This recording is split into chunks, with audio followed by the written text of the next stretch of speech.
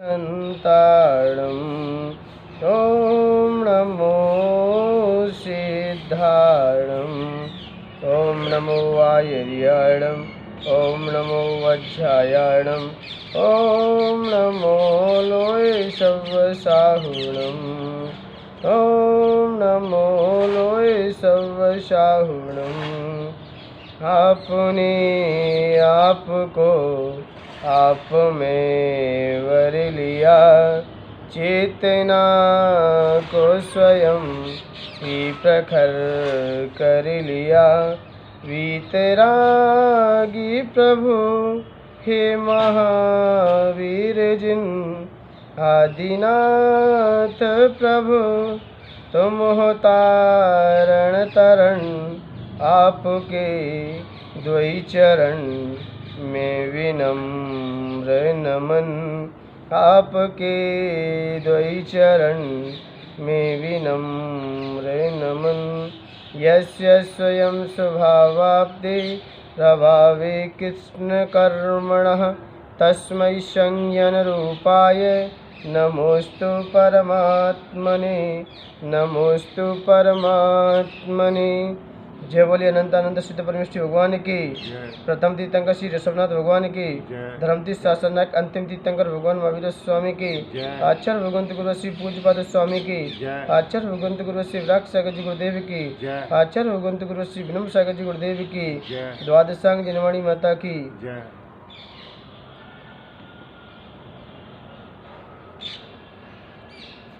विगत दिन से पूज्य आचार्य भगवंत गुरु श्री पूज्यपाद स्वामी की दिव्य देशना का हम सभी लोग बड़ा ही लाभ ले रहे हैं। उनकी देशना को सुनकर हम अपने अंदर जो मिथ्या भ्रांति हैं, जो विपरीत बुद्धि है, उसका निकालने का प्रयास कर रहे हैं। और जब तक हमारे अंदर ऐसी बुद्धि बाहर नहीं निकलेगी, तब तक हमारे अंदर नई ऊर्जा का प्रवेश भी नहीं हो सकता। क्योंकि जब हम अपनी मान्यता को समीचीन रखेंगे, हमारी मान्यता प्रभु के गुणों के प्रति होगी, पूज्य पुरुषों के प्रति भावना होंगी हमारी, उनके अंदर जो दिव्य गुण विराजमान हैं उनके प्रति यदि मेरी भावना होगी, तब हमारे अंदर से ऐसी बुद्धियों का ह्रास हो सकता है जैसे कि विपरीत बुद्धि है। आइए आचार्य भगवंत ने अपनी भी चर्चा करते हुए रखा। आज चर्चा हो रही थी गाथा नंबर 16 से भी आचार्य भगवंत ने कहा कि हमें जब अपनी आत्मा का कल्याण ही करना है, अपनी आत्मा का उत्थान ही करना है, तो फिर धन संग्रह करने से फायदे क्या है, धन इकट्ठा करने से लाभ ही क्या है।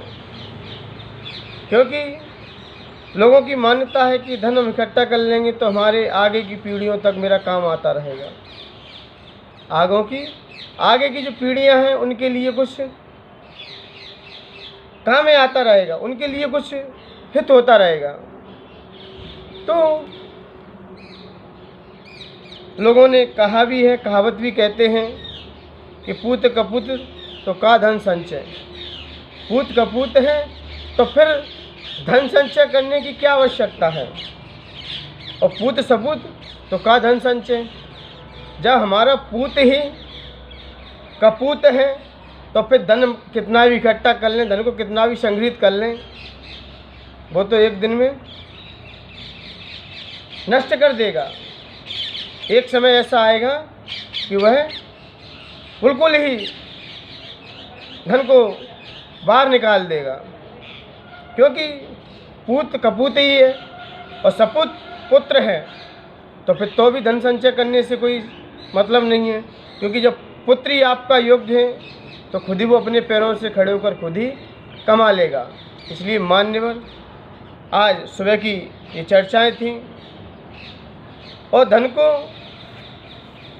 जब हमको इस संसार से जब तिरने के भाव होते हैं तो फिर कमाने के भाव भी नहीं हो पाते। जब हमने त्याग करने का ही संकल्प लिया, जब सुबह की चर्चा थी कि जब हम त्याग ही कर रहे हैं सारी वस्तुओं का तो फिर हम पहले क्यों कमाएं, ये विषय थी। अब आचार्य भगवंत का कहना है, फिर किसी जिज्ञासु ने अपना प्रश्न पूछा, क्योंकि चाहे कोई भी ग्रंथ हो, चाहे भक्तांबर स्तोत्र हो, चाहे तत्वसूत्र हो और चाहे इष्टोपदेश हो, ये इन ग्रंथों की रचना प्रश्न पूछने से ही होती है। क्या प्रश्न कि जिज्ञासु की जितने जितने प्रश्न उठते जाएंगे उतने उतने ग्रंथों की रचना होती जाएगी। चाहे कोई भी शास्त्र देख लीजिए, हर शास्त्र में किसी ने अपने गुरु से जिज्ञासाएं रखी हैं, उनका समाधान करते करते ग्रंथों की भी रचना हो गई। तो किसी शिष्य ने पूछा फिर कि गुरुवर, धन कमाने में यदि ज़्यादातर पाप होता है और वह पाप भी दुख का कारण होता है, और वह धन निंद कह दिया आपने कि निंदनीय है, तो धन के लिए, धन के बिना भोग और भोग भी नहीं रहेंगे, नहीं हो सकते। धन के बिना भोग और उपभोग भी नहीं हो सकते, तो इसलिए उसके लिए धन होना चाहिए, क्योंकि भोग सामग्री हम किससे खरीदेंगे। आचार्य भगवंत कह रहे हैं, आज वही कार्य का अपने बीच रख रहे हैं कि भोग और उपभोग ये है क्या चीज़। आज आचार्य भगवंत इसी संदर्भ में अपनी गाथाएँ हैं, पहले गाथा पढ़ने के लिए तैयार होते हैं। आरंभे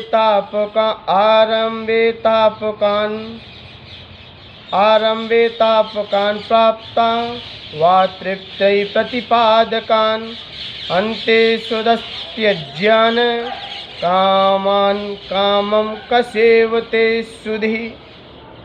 आरंभे तापकान प्राप्ता वा तृप्ति प्रतिपादकान अन्ते सुदत्यज्ञान कामान कामम कसेवते सुधि। आचार्य पूज्यपाद, ये आरंभ, ये भोग और उपभोग ये क्या होते हैं, आज आचार्य भगवंत इसी संदर्भ में बात रख रहे हैं। उनका कहना आरंभे प्रारंभ में, तापकान संताप देने वाला,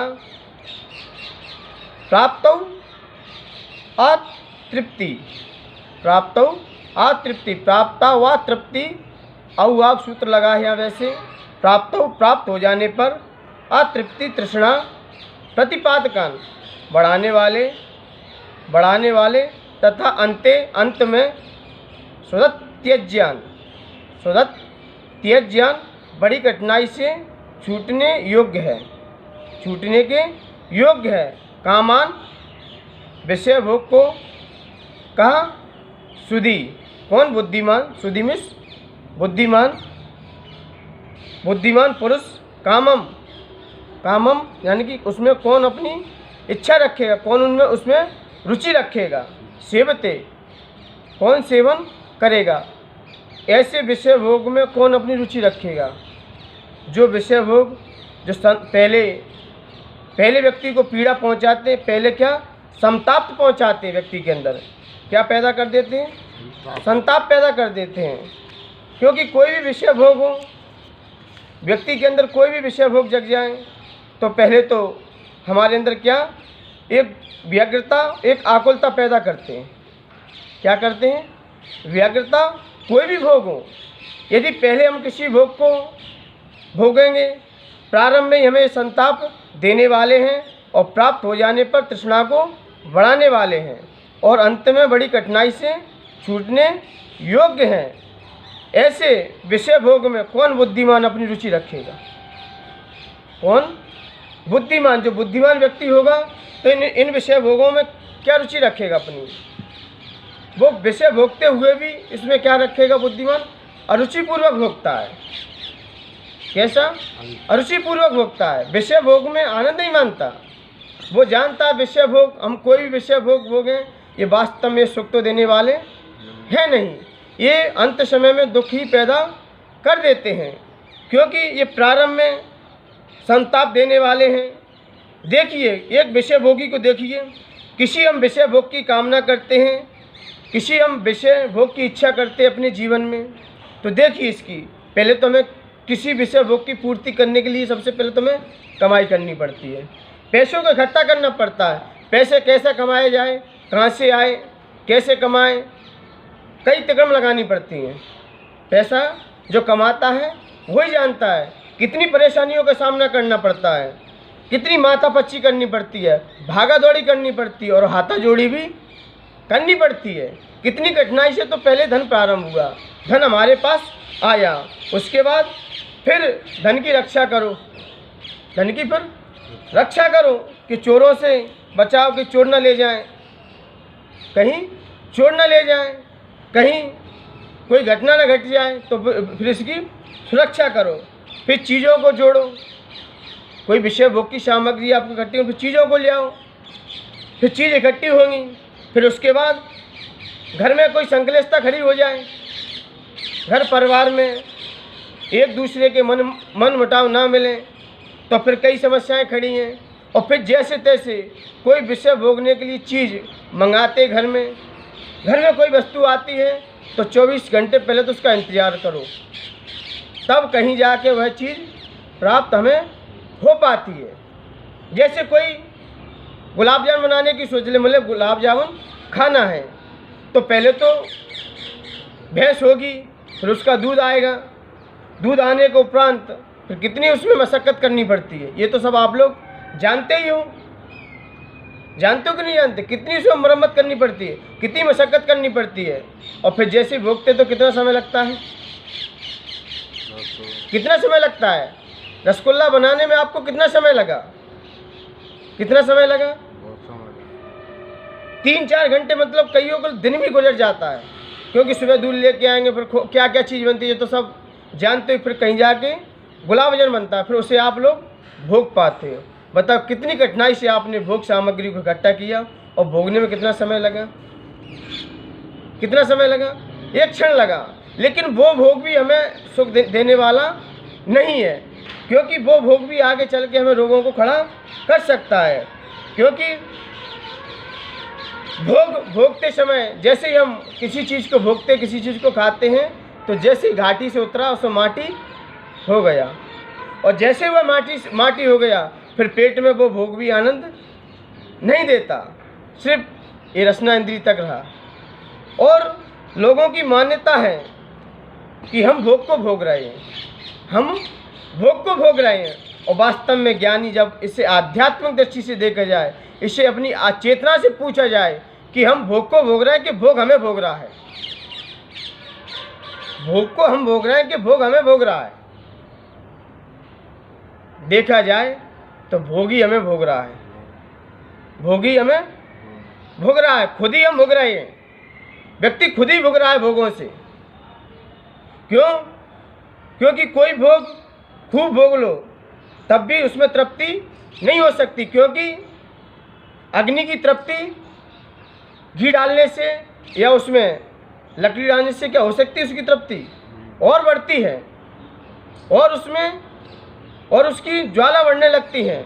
आप जितना उसमें डालते जाओगे उतनी उसकी ज्वालाएं बढ़ती जाएंगी। ऐसे भोगों की हालत है, आप भोग जितने भोगते जाएंगे उतनी आपकी इच्छाएं और बढ़ती जाएंगी। तो मान्यवर, पहले तो ये भोग हमें बड़े अच्छे लगते हैं और आगे चल के ये भोग ही हमें रोग पैदा कर देते हैं। यदि किसी को बर्बाद करना हो, किसी की बर्बाद करने की खासियत कोई उतार ले कि हमें किसी लाइफ में किसी को बर्बाद करना है, किसी को गिराना है, तो उसे कोई 2 भोग दे दो, 1-2 भोग की चीज़ दे दो, 1-2 भोग की कोई चीज़ दे दो। अपने भारत को बर्बाद किया तो अंग्रेजों ने किया, किसकी दम पे किया, क्या दिया भारत को? जब अंग्रेज लोग आए इस धरती पर, जब अंग्रेज लोगों का जब यहाँ पर पदार्पण हुआ, तो उन्होंने सबसे पहले देखा हिंदुस्तानी लोगों में कितनी ताकत है, कितने शक्तिशाली होते हैं, ये क्या खाते हैं। तब देखा कि हिंदुस्तानी लोग दूध और मठा और देसी घी खाते हैं। इनमें इतनी शक्ति थी कि अंग्रेज के दो लोगों को पकड़ के आपस में सर भिड़ा देते थे। तो अंग्रेज लोगों ने कहा कि हिंदुस्तान वाले लोगों से तो अपन जीत ही नहीं सकते, क्योंकि हिंदुस्तान वाले लोगों में इतनी शक्ति है कि वे 2-4 लोगों एक साथ पकड़ लेते, अपने लोगों को पछाड़ देते हैं। तब अंग्रेज़ों का दिमाग दौड़ा कि हिंदुस्तानी की शक्ति को कैसे कम किया जाए, इनको कैसे बर्बाद किया जाए। तब अंग्रेज़ों ने हिंदुस्तानों के लोगों के प्रति, हिंदुस्तानी लोगों के प्रति उन्होंने जब विचार किया कि इनको क्या खिलाया जाए, तब उन्होंने सबसे पहले क्या बांटी, उन्होंने चाय बांटना चालू कर दी। चाय फेंकी कि दूध में ऐसी क्या चीज़ मिलाई जाए जिससे दूध की शक्ति कम हो जाए, क्योंकि दूध तो अमृत है और चाय क्या है, जहर है। चाय क्या है, जहर है। अब दूध में जहर मिलाया जाए ताकि दूध की शक्ति कमज़ोर हो। तब अंग्रेज़ों ने क्या, फ्री में चाय पिलाई, क्या फ्री में चाय पिलाई, और लोगों की इतनी लत पड़ गई कि अब उसे बाज़ार से खरीद के पी रहे हैं, यानी कि लोग अमृत को भी जहर बना के पी रहे हैं। अब इससे भी इनको क्या कह दें, इसमें बुद्धिता इनकी कि श्रेष्ठता है। ऐसे लोग बुद्धिमान कहे जाएंगे कि कौन सी श्रेणी में पहुँचेंगे, जो अमृत को जहर बना के पी रहे हैं। क्योंकि अमृत कोई भी हो, अमृत दूध है, और यदि दूध को हम यदि ऐसी चीज़ मिला के पिएंगे तो हमारी ज़िंदगी भी बर्बाद हो जाएगी। और अंग्रेज़ों ने यही किया, पूरे हिंदुस्तानियों की शक्तियों को कमज़ोर कर दिया। उसके बल पर ये इस देश को गुलाम होना पड़ा। कोई भी एक व्यक्ति के अंदर आ जाता है, लोग विधायक होते, सांसद होते, मंत्री होते हैं, साधु होते हैं, कई पद मिल जाते हैं, लेकिन कोई एक बर्बादी घुस जाए उनके अंदर, कोई एक भोग विलास की आकांक्षा घुस जाए, तो वो भी अपने पद से गिरते हुए नजर आए हैं। बस एक व्यसन कोई घुस जाए, एक कोई लत पड़ जाए, और लत क्या होती है, बुरी आदत होती है, बुरे संस्कार होते हैं। क्योंकि बुरे संस्कार, बुरी आदत का प्रवेश होना बहुत सरल बात है, लेकिन उसको निकालना बहुत कठिन काम है। तो इसलिए मान्यवर, किसी को बर्बाद करना हो, देखिए आज लोगों की ये स्थिति है। लोग दोस्तों के साथ घूमते हैं, पहले तो घर में व्यक्ति अच्छे से रहते थे, सज्जनता से रहते थे, लेकिन दोस्तों की संगति मिली तो कोई लोग तो शराब पीना सीख गए, दोस्तों ने पिलाना चालू कर दी, फ्री की मिल रही है, सिगरेट पीना, स्मोकिंग करना, गुटखा खाना, अफीम खाना। ये किसने सिखाया? क्या माता पिता ने आपको संस्कार दिए? क्या पेट से सीख के आए थे? सिर्फ संगति ने आपको फ्री में पिला दी, और फ्री में इतनी पिलाई, अब आप उसे बाजार से खरीद से पी रहे हो। तो मतलब, हमारा कहने का मतलब, आप शराब को नहीं पी रहे, ना आप गुटखा खा रहे, ना सिगरेट पी रहे, शराब ही आपको पी रही है। आपको शराब ही पी रही है, गुटखा भी आपको ही खा रहा है, ना कि आप उस गुटखे को खा रहे हो। क्योंकि आचार्य भगवंत का कहना है, महर्षियों का भी कहना है कि आप भोगी लोग भोगों को भोगते हैं, लेकिन भोग व्यक्ति को ही भोग डालते हैं। और लोग कहते हैं कि हम भोग रहे हैं, और वास्तव में आध्यात्मिक दृष्टि से देखा जाए, आगम की दृष्टि से देखा जाए, अपनी चेतना से पूछा जाए कि हम भोग को भोग रहे हैं कि भोग हमें भोग रहा है। मान्यवर, ये चिंतन का विषय है, ये मंथन का विषय है, क्योंकि हम लोगों के पास बुद्धि है, विवेक है, और हम अपनी बुद्धि और विवेक का प्रयोग करें, क्योंकि इससे हमारी चतुराई है। नहीं, लोग हमें दूसरी डिग्री से विभूषित कर सकते हैं। इसलिए मान्यवर, आपको लोग दूसरी डिग्री से विभूषित ना करें, आप अपनी बुद्धिमानता का परिचय दीजिए। इन विषय भोगों में इतने आसक्त मत हो जाइए, इतने आसक्त मत हो जाइए कि इनके हमें अधीन ही बनना पड़े, इनके हमें अधीन ही बनना पड़े। क्योंकि योगी भी भोग भोगते हैं, संत भी महर्षियों ने भी, चाहे भगवान श्री कृष्ण हो, चाहे प्रभु राम हो, चाहे भगवान महावीर हो, कोई भी हो महापुरुष, इन्होंने भी भोजन को खाया है, इन्होंने भी भोग को भोगा है। लेकिन भोग को इस तरीके से भोगा है, इस तरीके से भोगा है कि उसे अपनी औषधि समझ के, उसे अपनी परिस्थिति, उसे मजबूरी समझ के भोगा है, ना कि जरूरी समझ के। और भोगी लोग भोग को जरूरी समझते हैं, ये जरूरी है और जरूरी समझ के भोगते हैं। इसलिए मान्यवर जब ये भोग छूटते हैं, भोग जब व्यक्ति के मन से जाते हैं, जब इस शरीर से भोग छूटते हैं, तो व्यक्ति चीखता है और चिल्लाता है। व्यक्ति क्या होता है? चीखता है, चिल्लाता है और भोग में ही रस मानता है, भोग में ही रस मानता है। लोग विषय भोग कर अपनी बड़ी चतुराई मानते हैं। विषय भोग को किसी फ्री का मिल जाए भोग, तो लोग अपनी चतुराई मानते हैं कि देखो मैंने उसका कितना भोग भोग लिया, कितना उसके साथ ठग लिया, मुझे कितना रस आ रहा है। मान्यवर ये भोगी लोग हैं ना, ये पर वस्तु में रस ढूंढते हैं। जिसमें पर वस्तु में रस ढूंढते हैं। और योगी लोग, जो महंत लोग होते हैं, जो योगी पुरुष होते हैं, वो क्या करते हैं? वो अपने अंदर रस ढूंढते हैं, वो अपने अंदर रस ढूंढते हैं। आप तो जरा चिंतन दे रहा हूँ मैं आपके लिए, आज विचारक हैं। आपने सब्जी देखी होगी और फल देखे होंगे। क्या? सब्जी और फल, आपने दोनों चीज़ देखी होंगी। बताइए फल में आनंद कहाँ से आता है और सब्जी में आनंद कहाँ से आता है? यदि कोई भी सब्जी हो, चाहे लौकी की हो, चाहे तुरई सब्जी हो, हम उससे वैसे ही उसे बना के रख दे रहे हैं, पीस करके अलग अलग रख दे रहे हैं, और फिर उसको खाइए कोई, फिर उसको उबाल के खाइए, और कोई फल को हम वैसे ही रख दे रहे हैं। बताओ स्वाद किस में आएगा? स्वाद किस में आएगा? फल में आएगा, क्योंकि फल में रस अंदर से आता है और सब्जी में रस ऊपर से डाला जाता है। सब्जी में रस ऊपर से डाला जाता है, चाहे लौकी की सब्जी हो, चाहे तुरई की हो, चाहे भिंडी की हो, कोई आदि कोई भी सब्जी हो। नॉन मिर्ची मसाले कहाँ से डलते हैं? ऊपर से डलते हैं, तब उनमें क्या आता है? रस आता है, स्वाद आता है। और फल में रस अंदर से आता है।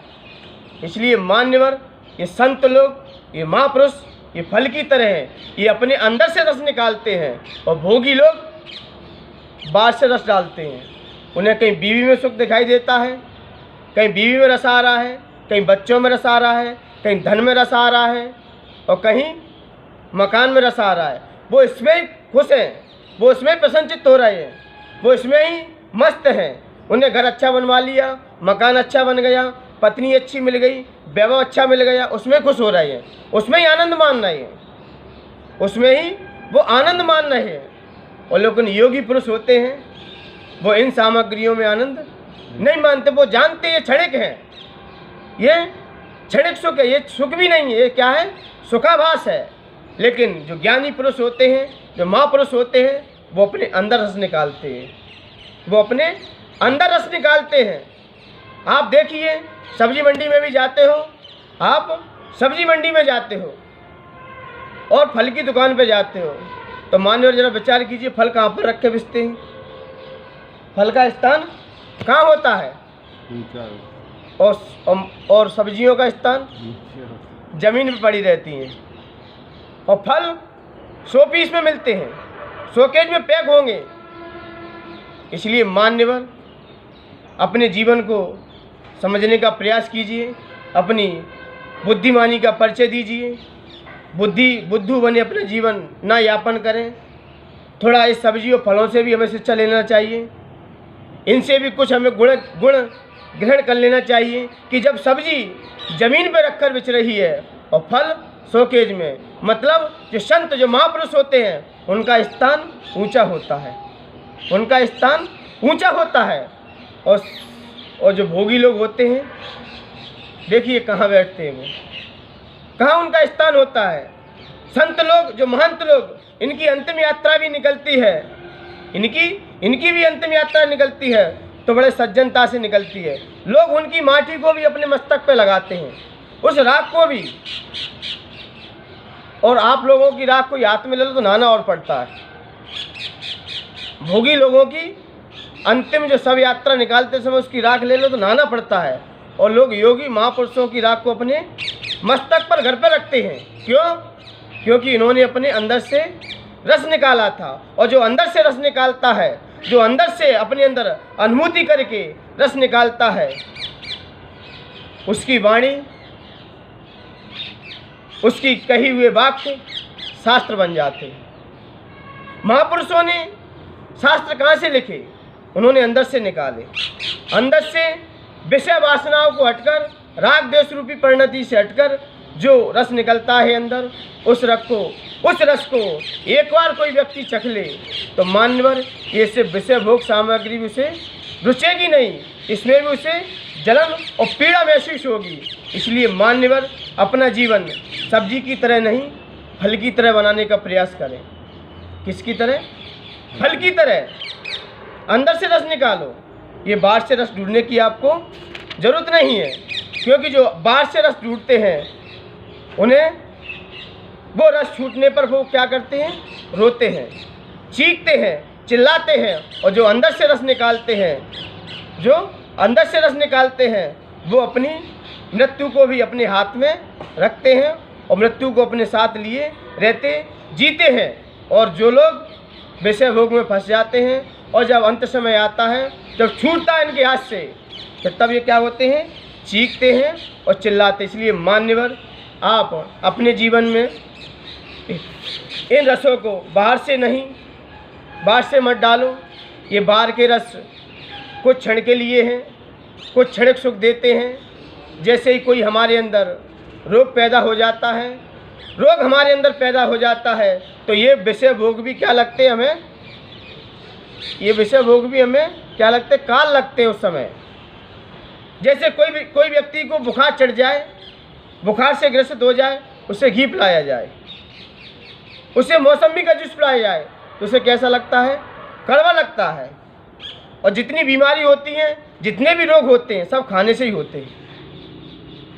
जितने भी रोग बीमारी किससे होते हैं? खाने पीने से ही होते हैं। इसलिए मान्यवर खान पीन भी अपना अच्छा रखें। विषय भोग को आप अपने अधीन मत बनाओ। इनको एक औषधि के समान समझो, क्योंकि एक क्षुधा एक रोग है और एक भोजन आदि ये क्या है? ये औषधि है। औषधि को कैसे खाया जाता है आप सब लोग जानते हैं, क्योंकि औषधि कोई स्वाद से नहीं खाई जाती, बेस्वाद से खाई जाती है। इसलिए क्षुधा आप बोलते भी है पूजा में, क्षुधा रोग विनाशनाय नैवेद्यम निर्पाम्यते स्वाहा। तो क्षुधा यदि रोग है तो भोजन क्या हुआ? औषधि हुई। और आपकी किचन क्या हुई? हॉस्पिटल हुआ। और उसमें काम करने वाले क्या हुए? वो डॉक्टर हुए। बताओ, डॉक्टर के पास खुशी जाते हैं व्यक्ति के मजबूरी में जाते हैं? इलाज कराने व्यक्ति मजबूरी में जाता है कि खुशी से जाता है? बस संत पुरुष, बस योगी पुरुष यही समझते हैं जब कोई पीड़ा आती है क्या करें? 10:30 बजे उन्हें थोड़ी सी असाता वेदनी कर्म का उदय आता है, तो वो ये कहते हैं कि मैं भोजन कराने जा रहा हूँ। योगी भोजन करता है, योगी क्या कहता है? मैं भोजन कराने जा रहा हूँ। भोगी कहता है कि मैं भोजन कर रहा हूँ। बस इतना ही अंतर है। योगी और भोगी में इतना ही अंतर है। भोगी कहता है मैं भोजन कर रहा हूँ और योगी कहता है मैं भोजन कराने जा रहा हूँ। एक तरफ कर्ता बुद्धि है और एक तरफ अकर्ता बुद्धि है। और जहाँ कर्ता बुद्धि है वहाँ क्या है? अहंकार है। जहाँ कर्ता बुद्धि है वहाँ कर्म का बंध भी है, और जहाँ अकर्ता बुद्धि है वहाँ कर्म का बंध भी नहीं है। योगी भोजन करता है, वो कहता है मैं भोजन कराने जा रहा हूँ। जैसे कोई डॉक्टर पे इलाज कराने जाता है ना, तो क्या कहते हैं? मैं शरीर का इलाज कराने जा रहा हूँ। मैं इलाज कराने जा रहा हूँ। किसका? शरीर का। ऐसे ही योगी कहता है मैं क्या? भोजन कराने जा रहा हूँ। किसको? शरीर को। जैसे कोई रोगी कहता है कि मैं डॉक्टर के पास क्या? इलाज कराने जा रहा हूँ। ऐसे योगी कहता है कि मैं भोजन कराने जा रहा हूँ। क्योंकि क्या क्षुधा क्या है? रोग है। और ये भोजन आदि क्या है? ये औषधि है। और भोजन, योगी लोग भोजन को औषधि समझकर उसे ग्रहण करते हैं और कुछ समय थोड़ा ही जितना मिला उसमें वो संतोष धारण करते हैं। जैसा मिला जैसे गाय भोजन करती है उसी प्रकार महापुरुष अपना भोजन करते हैं। बेस्वाद मिले तो ठीक, ना मिले तो ठीक, इसलिए उसमें ही वो संतोष धारण करके अपना जीवन यापन करते। इसलिए मान्यवर, आज आचार्य भगवंत का यही आपको संदेश है कि ये भोजन, ये विषय भोग जो हमें प्रारंभ में भी संताप देने वाले हैं, जो हमें कितनी कठिनाई से बड़े प्राप्त होते हैं और प्राप्त हो जाने पर तृष्णा को बढ़ा देते हैं। भोग हम जितने भोगेंगे उतनी हमारी तृष्णा और बढ़ेगी, और भोग को हम जितना छोड़ते जाएंगे हमारी तृष्णा भी कम होती जाएगी। और लेकिन मूढ़ प्राणी क्या करता है कि जो संताप देने वाले, जो प्रारंभ में संताप देने वाले, प्राप्त हो जाने पर तृष्णा को बढ़ाने वाले हैं और अंत समय बड़ी कठिनाई से छूटते हैं, तो कौन बुद्धिमान इन विषय भोग में अपनी रुचि रखेगा। इसलिए मान्यवर, अपनी बुद्धिमानता का परिचय दीजिए, क्योंकि लोग दूसरों को बर्बाद इसी भोग के कारण कर देते हैं। अपना देश भी बर्बाद हुआ इन भोग के कारण ही हुआ। और जितने भी महंत संत बर्बाद होते हैं, जो कल बड़ी प्रतिष्ठा को प्राप्त थे, लेकिन एक कोई गलत कारण, कोई गलत विषय वासना उनके अंदर प्रवेश कर गई, उसके कारण वो अपनी पद प्रतिष्ठा से भी गिर गए। इसलिए मान्यवर, हमारे अंदर कोई ऐसी गलत आदत ना पड़ जाए जिससे हमारी ज़िंदगी बर्बाद हो जाए और हम दूसरे लोगों से बचे रहें, ताकि हमारा जीवन ऐसे ही ना निकल जाए। इस अपने जीवन की सत्यता को समझिए, जीवन के रहस्य को समझिए। जीवन में एक ज़िंदगी मिली है आपको, इस ज़िंदगी को फल की तरह बनाइए। सब्जी की तरह बनाओगे तो कोई आपकी कीमत नहीं करेगा, और फल की तरह ज़िंदगी रहेगी तो आप एक दिन अपने मोक्ष फल को भी प्राप्त कर सकते हो, और मोक्ष फल प्राप्त करके आप अपने आत्मरस का चिंतन करते हुए अपने लक्ष्य को भी प्राप्त कर अनंत सुख को भी अपने जीवन में भर सकते हैं। इसलिए इन्हीं पवित्र भावनाओं के साथ जय बोलिए आचार्य भगवंत गुरुवत श्री पूज्यपाद स्वामी की। आचार्य भगवंत गुरुवत श्री।